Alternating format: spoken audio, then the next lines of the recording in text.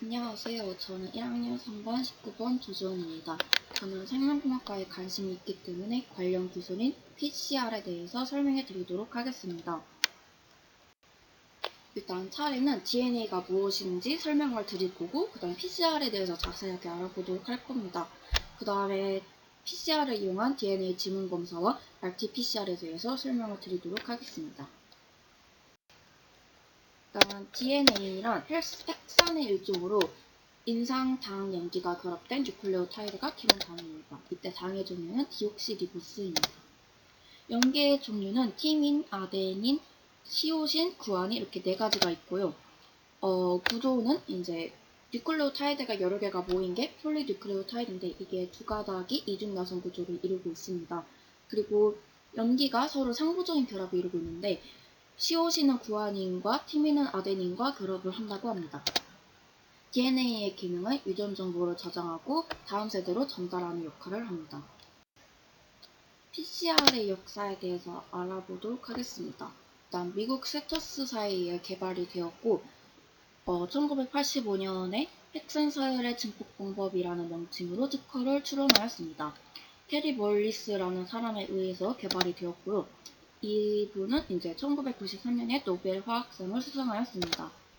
특허 기술은 3억 달러의 스위스 루슈사에 매각이 되어서 전 세계적으로 상업화되었습니다. PCR은 중합효소 연쇄 반응입니다. 이는 DNA의 특정 염기서열을 복제해서 증폭시키는 기술입니다. 열에 강한 DNA 중합효소의 발견으로 그 효율성이 비약적으로 상승하였습니다.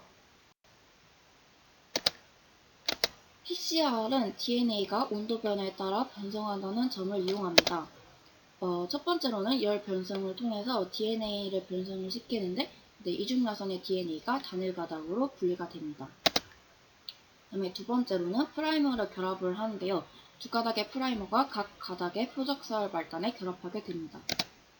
세 번째로는 DNA가 합성하고 신장하게 됩니다.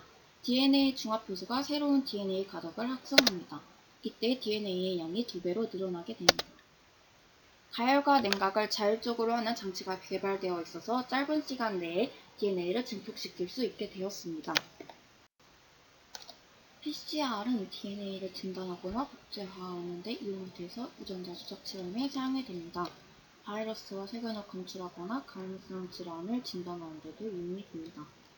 또한 유전 질환을 확인하거나 친자를 확인하는 데도 사용이 되고 범죄 현장에서 범인을 판별하는 데 사용이 됩니다.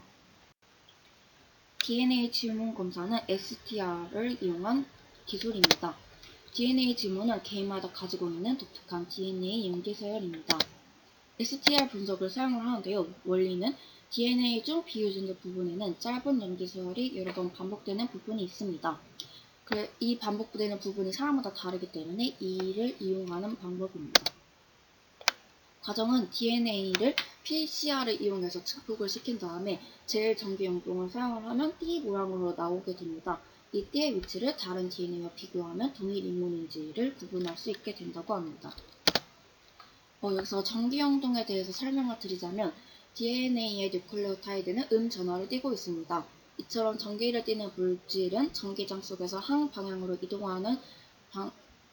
이동하는 특성이 있습니다. 이때 이동 속도가 차이가 있기 때문에 이를 이용해서 물질을 분리하는 것입니다.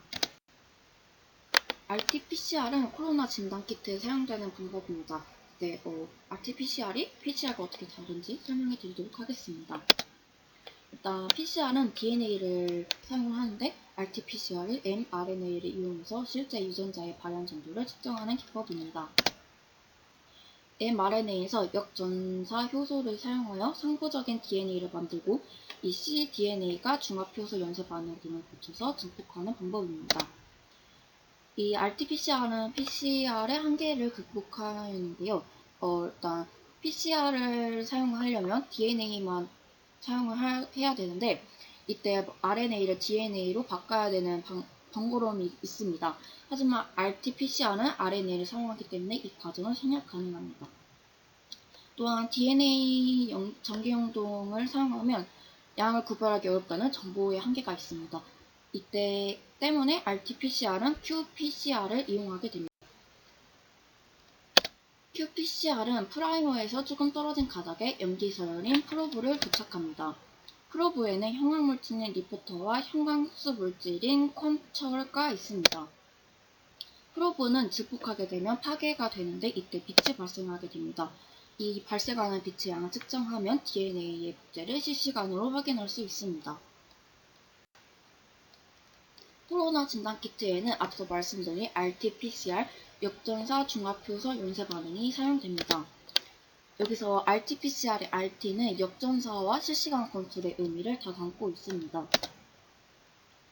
이 RT-PCR은 바이러스 검출과 확인이 가능한 수까지 증폭시키기 위해서 사용이 되고요. 신종 코로나 바이러스에만 존재하는 특이 유전자를 검출하기 때문에 다른 진단키트보다 시간이 절약된다는 장점이 있습니다. 이상으로 발표를 마치도록 하겠습니다. 감사합니다.